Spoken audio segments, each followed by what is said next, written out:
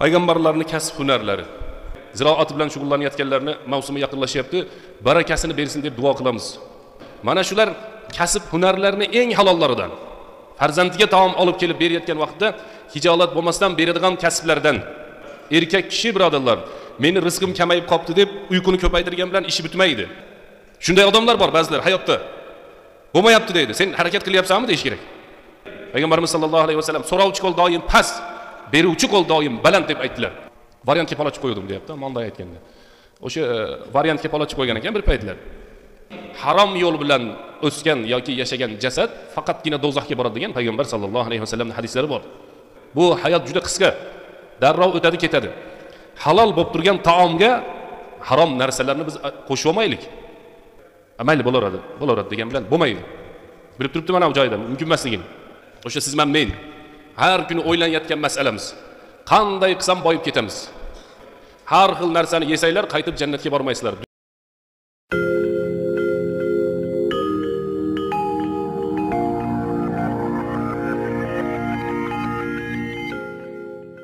Payg'ambarlarning kasb hunarlari. Payg'ambarlar faqatgina xalqlarni da'vat qilishlik bilan avvora bo'lishgan emas. Odam alayhissalom payg'ambarlarning boshi, payg'ambarlarni va insoniyatning boshi Odam alayhissalomning kitoblarida keltiriladi. Ziroat bilan shug'ullanar ekan. Odam alayhissalom dehqonchilik degani yerni mo'jizaligini qarang. Yerni mo'jizaligini bir narsani ekib qo'yasiz, bittasi daraxt, bittasi meva, bittasi o'simlik va yana bittasi boshqa narsa bo'lib, siz bilan menga o'sha joydan rizq keladi. 700 baravar ko'paytirib beraman deyapti Alloh taolo bug'doyni. Masalul ladina yunfiquna amwalahum fi sabilillahi kamathali habba. Allohning yo'lida infoq qilayotganlarning misoli bir dona bug'doyni yerga ekib qo'ygan insonga o'xshaydi deyapti Alloh taolo. Fi kulli sumbulati mi'atu habba. Har bir boshoqda 100 tadan don chiqadi deyapti. Don boshoqlari esa 7 dona bo'ladi deyapti. Bittasida 100 tadan bo'lsa, 7 ta boshoq bo'ladigan bo'lsa, 700 barobar ko'payadi degan so'z. Odam alayhissalom dehqonchilik bilan shug'ullangan. Farzandi Qobil bilan Hobil bittasi chorvachilik bilan va yana bittasi dehqonchilik bilan shug'ullangan. Ziroat bilan shug'ullanayotganlarning hayoti yana davom etyapti. Qiyomatgacha ham shunday. Sal bir narsalar o'zgaradi xolos, ammo hayot o'shanday davom etib ketaveradi. Odam alayhissalom ziroat bilan shug'ullangan ekan. Ziroat bilan shug'ullanayotganlarni mavsumi yaqinlashyapti. Barakasini bersin deb duo qilamiz. Hammaga yaxshi bo'ladi shunda. Barakasini bersa arzon bo'lib ketadi, bemalol olib yuraverasizlar. İdris alayhissalom ikkinchisi tikuvchilik bilan shug'ullangan. Nuh alayhissalom uchinchisi najjorlik dedi, yog'och bilan ustachilik qilgan ekan va kemani o'zi yasagan. Buni hammalar bilasizlar. Nuh alayhissalom iymon keltirganlarni hamda yer yuzidagi har bir jonzotdan bir juftdan olib olish kerak bo'lgan katta kemani o'z qo'li bilan odamlarni yordamchilari bilan yasagan, usta bo'lgan. Nuh alayhissalomning vazifasi. İbrahim alayhissalom quruvchi bo'lgan, usta bo'lgan. Va iz yarfa'u İbrahimul qawaida minal bayt va Ismoil Robbana taqabbal minna. Eslang ey Muhammad alayhissalom, İbrahim alayhissalomni hamda farzandi Ismoilni vaqtiki Ka'bani devorlarini ko'tarayotganligini eslang deyapti Alloh taolo. Demak, usta bo'lgan. Hozir ham ko'p ustalarimiz bor bu yerda. Eng halol kasblarning biri. Eng halol kasblarning biri ustachilik bilan shug'ullanishlik, ziroat qilishlik. Bana keyingisini moshiya deydi arab tilida, chorvachilik bilan shug'ullanishlik. Mana shular kasb hunarlarining eng halollaridan. Farzandiga taom olib kelib berayotgan vaqtda hijolat bo'lmasdan beradigan kasblardan. Rossiyada ishlayotgan odamlar bu yerdan ahli oilasiga to'y qilish uchun, ya'ni uy qurish uchun, umra hajga borish uchun shunga o'xshagan yaxshi niyatlar bilan Rossiyaga safar qilayotgan odamlar bo'lsa, halol kasb uchun inshaalloh payg'ambarimiz sollallohu alayhi vasallam hadisda aytibdilar, Allohning yo'lida yurgan mujohid kabidir. Farzandini, ahli oilasini, o'zini halol kasb bilan boqishlikka niyat qilgan inson Alloh subhanahu va taoloning yo'lida yurgan mujohid, fi sabilillahda yurgan mo'min musulmon bilan bir xildir degan payg'ambarimiz sollallohu alayhi vasallamning hadislari bor. Zakariya alayhissalom payg'ambarimiz sollallohu alayhi vasallam hadisda aytadilar, kana Zakariya najjaram. Zakariya alayhissalom yog'och usta bo'lgan. Musa alayhissalom chorvachilik bilan shug'ullangan. Asoya deydi Qur'oni Karimda, atavakkau, men bunga suyanaman. Va akhushu biha ghanami, qo'ylarimni haydab yuraman. Valiya fihi ma'arib ukhra, bu aso, ya'ni qo'lda ushlab turadigan katta hassasi yog'ochi, boshqa ishlar bilan ham shug'ullanaman deyapti. Musa alayhissalom va payg'ambarimiz sollallohu alayhi vasallamning kasblari Makka-i Mukarramada kana yar'al ghanama ala qararit min ahli Makka. Makka-i Mukarramada ba'zi bir Makkani boylarini, qo'ylarini payg'ambar sollallohu alayhi vasallam boqib berar ekanlar. Ikkinchi kasblari payg'ambarimiz sollallohu alayhi vasallam tijorat bilan shug'ullanganlar. Xodija onamizning tijoratini Shom yurtlariga borib, mol mulklarni sotib, evaziga boshqa mol mulklarni olib kelib, bu joyda matolar sotilgan. Bu payg'ambarlarning ba'zilarini kasb hunarlari. Erkak kishi birodarlar, meni rizqim kamayib qopti deb uyquni ko'paytirgan bilan ishi bitmaydi. Uyquni orqasidan faqatgina yolqovlik keladi xolos. Meditsinada uyquni chaqiradi degan qoida bor. Mayli o'zi shunday ekan, biz rizqimiz shunday yozilib qopti degan narsa bizni e'tiqodimizga to'g'ri keladigan narsa emas. Harakat qilganimizdan keyin rizqimiz bo'lmayotgan bo'lsa, Alloh taolo mana shuni taqdir qilibdi. Ammo harakat qilmasdan uyda uxlab, dam olib, bir narsaga o'ngga, chapga harakat qilmasdan uyda o'tirgan odam, bo'ldi meni rizqim mana shu ekan deydigan bo'lsa, bu hechla dinga to'g'ri kelmaydigan narsa. Umuman bizni dinimizga to'g'ri kelmaydigan narsa. Shunday odamlar bor ba'zilar hayotda. Bo'lmayapti deydi. Sen harakat qilyapsanmi deyish kerak. Halol yo'l bilan farzand boqishlik uchun harakat qilyapsanmi, yo'qmi deyish kerak. Abu Hurayra roziyallohu anhu aytadi, esinglarda bo'lsa, men Madinada yashab turganimda 3 kunlab taom yemardim dedi. Payg'ambar sallallohu alayhi vasallamning hadislarini o'rganishlik uchun so'ngra men Madinai Munawvaraga amir bo'ldim dedi. Esinglardami dedi. Ustimdagi kiyib turgan kiyimimni bir maqtanib qo'yay dedi. Haloldan dedi kiyimi. Ammo yolqovlik qilayotgan bilan harakat qilmayotgan odam peshonamdagisi shu desa, bu taqdirga teskari amal qilyapti. O'zini tomdan tashlab, mana taqdirdan ekan deb tomdan tashlab yuborgan odamga o'xshaydi xolos. Erkak kishini bo'ynida mas'uliyat ko'p. Hayotda bilasizlar, erkak kishilar kamroq kasal bo'ladi. Endi hozir ko'payib ketgan bo'lsa ham. Ayol kishilar ko'proq kasal bo'ladi. Erkak kishining avrati juda qisqa. Mana o badallarini kindigidan tizzasigacha nimaga kasb hunar bilan ko'p shug'ullanadi erkak kishi. Bemalol ishlashlik uchun bir tarafidan mana shu avratlari qisqartirilgan. Tizzasigacha ochiq bo'lsa zarari yo'q. Bu taraflari ba'zan kindiklarigacha, kindigini yuqorisigacha ochiq bo'lsa zarari yo'q bu erkak kishining avrati. Nimaga? Kasb hunar bilan shug'ullanadi bir tarafdan. Boshqa sabablari ham bor. Ammo ayollar kasb hunar bilan shug'ullanmagan uchun ularning avratlari ko'proq. Shuning uchun o'zimizga, farzandlarimizga payg'ambarimiz sollallohu alayhi vasallamning hadislari va bir necha hadislar qanday ham yaxshi inson o'zi va farzandlarini boshqalarga muhtoj qilmasa, ana unday qilmash kerak. Al-yadus sufla deyiladi. Mana unday qilib berish kerak. Al-yadul ulya deyiladi. Payg'ambarimiz sollallohu alayhi vasallam so'rovchi qo'l doim past, beruvchi qo'l doim baland deb aytdilar. Ba'zi insonlar boshqa insonlardan so'rashadi. A'tau aw mana'u, xohlasa beradi, xohlasa bermaydi dedilar. Erkak kishiga halol kasb hunar yarashadi birodarlar.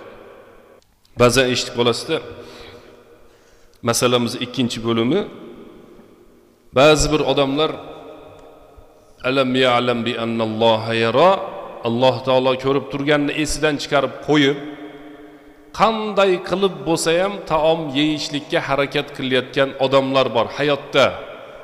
Bilyapti, halol yo'l bilan kelmayapti. mayli men yeb qo'yaman deyapti. Abu Bakr roziyallohu anhuni bir xizmatkori bor edi. Ertalabda xizmatga chiqib ketar edi. Kech vaqt bo'lganda ishdan qaytib kelib Abu Bakr roziyallohu anhuga yo taom yo ishlagan pulini olib kelib berardi. Har safar Abu Bakr roziyallohu anhu so'rardi, "Qayerda ishlading, nima ish bilan mashg'ul bo'lding?" deb. Bir safar so'ramadi. Yana bir safar Abu Bakr roziyallohu anhu so'ramadi-da, u kishi taom olib keldi. Abu Bakr roziyallohu anhuning qorinlari och ekan. Taomdan bir luqma olib, mana bu ichakdan oshqozonga yetib borgandan so'ng, "Qayerdan olib kelding bu taomni?" dedi. Deganda, "Ya Amirul Mu'minin, ey mo'minlarning amiri" dedi. "Takahhantu fil jahiliyya, islom dini kelishligidan avval jahiliyat vaqtida men birovlarga fol ochib bergan edim" dedi. Juda oson fol ochishlik. Fol ochishdan ham oson-deng. Bitta ochasiz, ertagalik bilmaydi biror inson. To'g'ri deb ishonib o'tiraveradi. Yaxshi sizni xush xabarlar kutyapti desangiz, o'sha yerda pul berishni boshlayveradi. Bir munosabatga tayyorlanyapsizlar ekan deysiz. Bu bizi xalq munosabatdan bosh chiqmaydigan xalq-ku. Yo aqiqa qiladi, yo to'y qiladi, yo uy to'y, hammasi to'y. Yaqinda bir xafa bo'libsiz deydi. Kim xafa bo'lmabdi yaqin o'rtada? Hammamiz xafa bo'ldik yaqinda. Sal yuragingiz siqilyapti ekan deydi. Sal emas, normalliklar siqilyapti deb qarish kerak. Hammaning yuragi siqiladi bu hayotda. Jicha bitek teringiz og'riydi ekan deydi. Kim og'rimaydi? Doktorga borsangiz, ukol qilib qo'ying deb. Avval siz meni o'qib qo'ying deyapti doktor. O'zi og'riyotibdi hammasi. Shunga o'xshagan tavakkal qilib birovga fol ochib bergan edim. O'sha payt ularda puli yo'q ekan, keyinroq beramiz debdi. Ati nima buni? Variant. Variantga fol ochib qo'ydim deyapti, monday aytganda.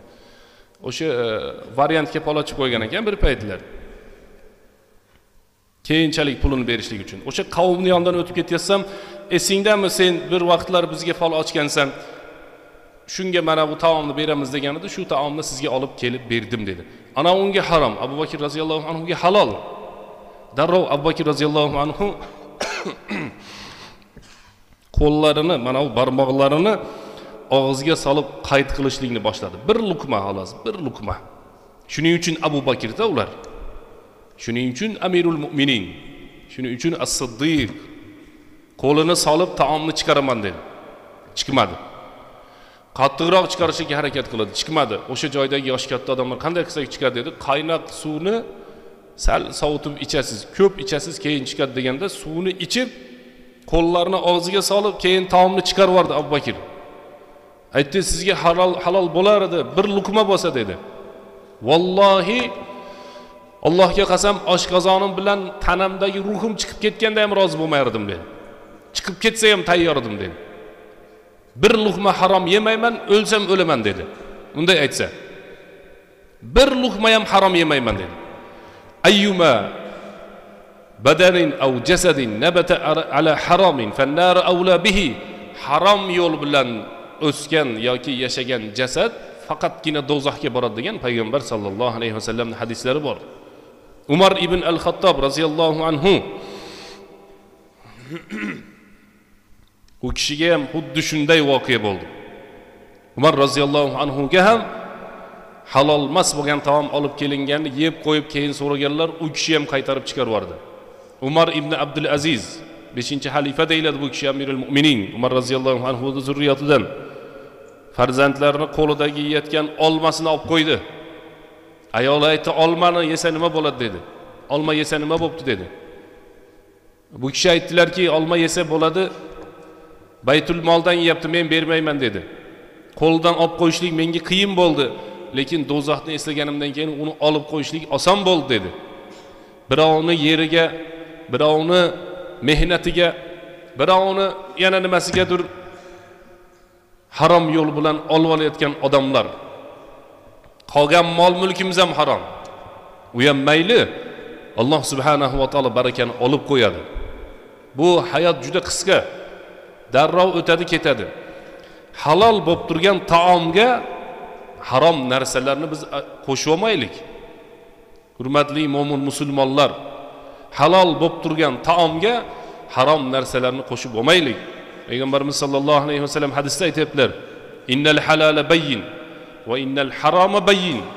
Halol narsalar ma'lum, harom narsalar ham ma'lum. Va baynahuma umurun mushtabihat. Mana bu halol, mana bu harom, ana ikkalasini o'rtasida shubhali narsalar bor dedi. Kim o'zini shubhadan to'sadigan bo'lsa, obro'sini saqlab qopti degan Payg'ambarimiz sallallohu alayhi vasallamning hadislari bor. Ba'zi insonlar bizni hozirgi zamonimizda ham kuzatiladi. 10 kun ishga bormay qopti, davlatda ishida ishlaydigan odam oyning oxirida deydi, oyligimni to'liq chiqaribdi dedi. İşxonani boshlig'iga borib, men 20 kun ishga keldim, 10 kun kelmadim. Narigi 10 kunlik oyligim menga harom bo'ladi deganda boshliq hayron qoldi deydi. Mayli buni premiya qilib endi sizga sovg'a qilib chiqarib beramiz dedi. Mana endi halol bo'ldi. Biz bilaylik birodarlar. Bizga yozilgan rizq juda ham zaif bo'lgan holatimizda ham kelaveradi. Bizga yozilmagan rizq kuchlarimiz, tanishlarimiz, qarindosh urug'larimiz ko'payib ketsa ham kelmaydi. Rizqni Alloh taolo men beraman deyapti. Payg'ambarimiz sallallohu alayhi vasallam: "Vattaqulloha va ajmilu fit talab." Alloh taologa taqvo qilinglar, rizq qidirishlikda esa go'zal yo'llarni tutinglar deyaptilar. Mayli bo'laveradi degan bilan bo'lmaydi. Bilib turibdi mana bu joyda mumkin emasligini. Bo'laveradi, mayli, hech narsa emas. Hech gap emas degan bilan bo'lmaydi. Odamlarni hammasi bilmayotgan bo'lsa ham Alloh taolo bilib turibdi-yu. Alloh taolo ko'ryapti. Natijasi siz o'sha taomni olib kirasiz badaningizga. Qaysi badan harom bilan o'ssa, do'zax uni kutyapti degan Payg'ambarimiz sallallohu alayhi vasallamning hadislari bor. Bu xossatan erkak kishilarga tegishli kasb hunar qilayotgan mo'min musulmonlar, biz erkak kishilar qayerda nima ko'rinib qolsa bo'laveradi deb ketmaylik. Alloh subhanahu va taolo senga bo'lib bergan narsalarga rozi bo'ladigan bo'lsang, insonlarni eng boy bo'lib yashaysan deyapti. Alloh subhanahu va taolo Qur'oni Karimda nahnu qasamna baynahum ma'ishatahum fil hayati dunya. Dunyoda yashab turgan vaqtlarida ularning rizqlarini biz qasamna baynahum taqsimotini, bo'linishligini biz belgilab berdik deyapti. Yu'izzu man yasha va yudillu man yasha. Alloh taolo xohlagan bandasini aziz qiladi, yuqoriga ko'taradi. Alloh taolo xohlagan bandasini xor qiladi, xohlagan bandasini boy qiladi, xohlagan bandasini kambag'al qiladi. Bu Alloh subhanahu va taoloning ishlari. La yusalu amma yaf'alu wa hum yusalun. Bandalar Alloh taoloda huzurida qilayotgan ishlariga javob berishadi. Alloh subhanahu va taolo qilayotgan ishlaridan mas'ul emas, javobgar emas degan oyati karima. Ba'zi bir insonlarga boylik berilayotgan bo'lsa, boshqa insonlar halol kasb bilan nargi odamga yetib olishlik uchun hamma imkoniyatlarni ishga solib, yolg'on so'zlar bilan yoki shunga o'xshagan narsalar bilan qanday qilib bo'lsa ham hayotda cho'ntagiga pul tushirishlikni payga tushib qolmash kerak birodarlar. Alloh taoloning huzurida bizni yeyilayotgan taomdan, kiyinayotgan kiyimdan, qurilayotgan uydan, yinilgan mashinadan va yana shunga o'xshagan narsadan so'ralishligimiz bor. Alloh taolo halolidan bir bandasiga eshigini ochib qo'ygan bo'lsa, xohlaganda yashasin. Payg'ambarimiz sallallohu alayhi vasallam hadisda aytibdilar: "Ni'mal mal as-solih li abdi solih." Bandasiga qanday ham yaxshi bo'ldi. Solih bandasiga yaxshilikka ishlatiladigan mol-u dunyo dedi. "Tuhibbunal mala hubban jamma." Sizlar dunyoda mol mulkni juda ham yaxshi ko'rasizlar deyapti Alloh taolo. "Lan tanalul birra hatta tunfiqu mimma tuhibbun." O'zinglar yaxshi ko'rgan narsani boshqalarga ehson qilmaguncha iymonga, yaxshilikka yetib bormaysizlar deyapti. Har bir inson ertalab tong ottirgan vaqtida Payg'ambarimiz sallallohu alayhi vasallam hadisda aytibdilar: "Famubiquha aw muhlikuha." Ertalabdan boshlab o'zini jannatga olib boradigan yo'llarda yuradi yoki ertalabdan boshlab o'zini do'zaxga olib boradigan yo'llardan yuradigan bandalar bor deyaptilar Payg'ambarimiz sallallohu alayhi vasallam. Bu rizqni masalasi, taomni masalasi ko'p odamlarni uxlatmayotgan, o'ylantirayotgan masala, qiynayotgan masala. va yana borgan sari odamlar dunyoga berilib ketgandan keyin jo'ramdan, do'stimdan, mahallamdan, qo'shnimdan, falonchi pistonchidan orqaga qolib ketmayin degan masala. O'sha siz bilan men har kuni o'ylanayotgan masalamiz. Qanday qilsam boyib ketamiz? Qanday qilsam Qur'on ko'payib ketadi? Kam o'ylaymiz buni. Qanday qilsam hadislarim ko'payib qoladi? Ozroq o'ylaymiz. Qanday qilsam dunyoviy emas, uxroviy narsalarim, oxiratga bo'lgan zahiram oshadi degan narsani ozroq o'ylaymiz. Bu haqiqat, birodarlar.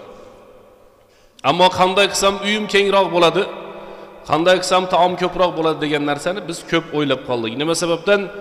Hubbud dunya va karahiyatul maut. Dunyoni yaxshi ko'rganinglardan, oxiratni va Alloh taolo bilan uchrashishlik va o'limni esdan chiqarganinglardan va karih ko'rganinglardan degan ulamolarimizning so'zi. Payg'ambarlarning hayotiga murojaat qilamiz. Payg'ambarlar ham kasb hunar qilganmi? Halol narsalar bilan mashg'ul bo'lishganmi? yoki faqatgina da'vat bilan shug'ullanishganmi? Ba'zi bir o'rinda hali bizda da'vatchi birodarlarimiz bor. Ba'zan eshitasiz, ba'zan dunyoni tark qilishlik haqida so'zlarda mubolag'a bo'lib ketadi. Umuman aytadi deb aytmaylik.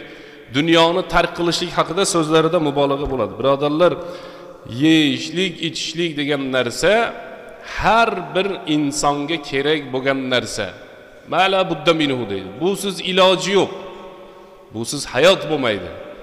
Sinovni o'zi shu. Eslab ko'raylikchi, Odam alayhissalom nima sababdan chiqib ketdi jannatdan? Biz hammamiz ota-bobolarimiz-yu, insoniyatni-yu, payg'ambarlarni-yu hammasini boshlanishi bo'lgan Odam alayhissalomni jannatdan chiqib ketganligini sababi la taqraba hazihi shajara. Mana bu daraxtga yaqinlashmanglar dedi Alloh taolo. U borib yeb qo'ydi. Musa alayhissalom aytdi: "Ey odam, sen daraxtni yeb qo'yganligingdan biz yerga tushib ketdik" dedi. Odam alayhissalom: "Senga Tavrat tushganiga qancha bo'ldi?" "Shuncha bo'ldi."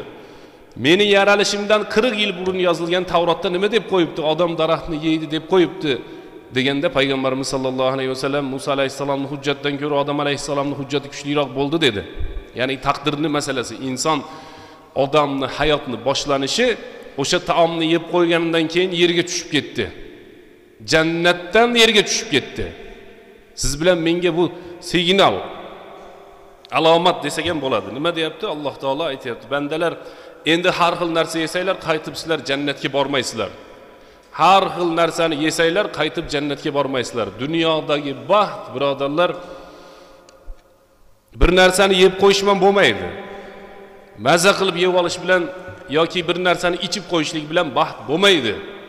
Dunyodagi baxt Alloh taoloning zikri va Alloh taolo biror bir bandasini mana shu meni bandam desa shu bilan birga bo'ladi. Payg'ambarlar ham kasb hunar qilgan. Payg'ambarlar ham o'zlarini farzandlarini, ahli oilalarini boqishlik uchun harakat qilishgan. Bu farzi ayn.